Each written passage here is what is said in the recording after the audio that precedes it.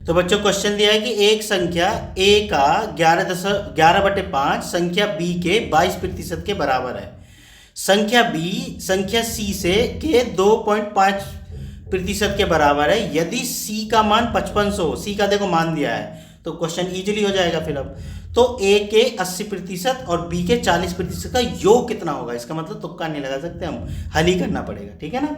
तो चलो अब क्वेश्चन को हल करते हैं भाई। तो देखो a का जो 11/5 है ना, गुना 11/5 वो किसके बराबर है, b के 22% के बराबर है, ठीक है। तो 22/100, ठीक है। तो देखो 11 दूनी 22, 2 बार कटा, और 5 से 100 में कितने का भाग गया। ऐसे हम भाग कर सकते हैं ना, ऊपर का ऊपर नीचे का नीचे भाग कर सकते हैं जब बराबर लगा हो बीच में, ठीक है।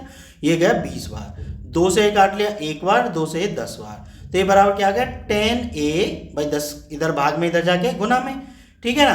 तो या फिर ऐसा कर सकते हो कि b को इधर ले जाओ, तो हम ऐसा कर लेते हैं b को उधर ले जाते हैं। तो a/b बराबर कितना हो गया 1/10। मतलब अगर a 1 है तो b कितना है 10 है, ध्यान रखना है ना।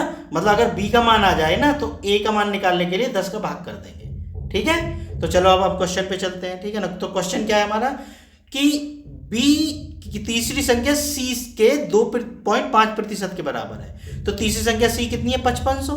तो भाई b का मान कितना हो गया, तो b का मान हो गया, b का मान बराबर क्या हो गया, क्योंकि b c के 2.5% के बराबर है। तो भाई 5500 गुना 2.5/100, ठीक है ना। इसको हल कर लो, ठीक है। तो ये आ गया 55 गुना 2.5। इसको हम हल बाद में करेंगे, है ना, गुना भाग, क्योंकि कैलकुलेशन थोड़ी इजी हो जाती है जब लास्ट में जाके करते हैं, ठीक है। अब ये तो आ गया भाई b का मान, तो a का मान कितना आ जाएगा। a के मान के लिए मैंने क्या कहा था कि अगर b 10 है तो a बराबर 1 है। मतलब a बराबर क्या हो जाएगा, इसमें अगर हम 10 का भाग दे दें तो a का मान आ जाएगा, ठीक है ना। तो a बराबर क्या हो गया, अगर हम यहां से भी देखें एक चीज थोड़ा सा समझ लो कि अगर मैं यहां से भी देखूं तो ये b/10 ही तो है a का मान, है ना।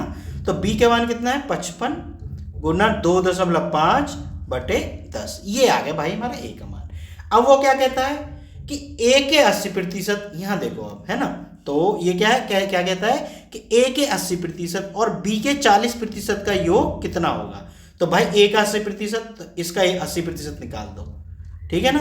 गुना 2.5/10 गुना इसका 80% निकाल दिया तो 80/100 प्लस b के 40%, b का मान कितना है, ये है 55 गुना 2.5, तो 55 गुना 2.5 का 40%, 40/100, ठीक है ना। इन दोनों का योग कितना होगा, अब इसको हल करना है, बस कैलकुलेशन ही करनी है अब तो, ठीक है ना।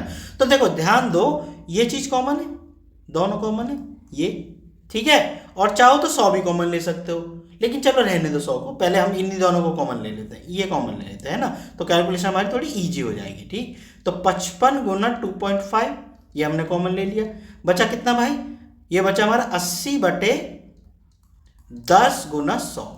ऐसे ही इधर क्या बचा 40/100, है ना, 40/100 ये इधर बचा, ठीक है ना। तो मैं क्या करता हूँ, अब थोड़ा इसको नीचे कर लेता हूँ जो तुमको दिखे, ठीक है। अब यहाँ आगे चलते हैं भाई हम, तो ये भाई बराबर जो है ना ऐसा ही आएगा सीधा ही, ठीक है ना, क्योंकि बीच में बराबर नहीं है।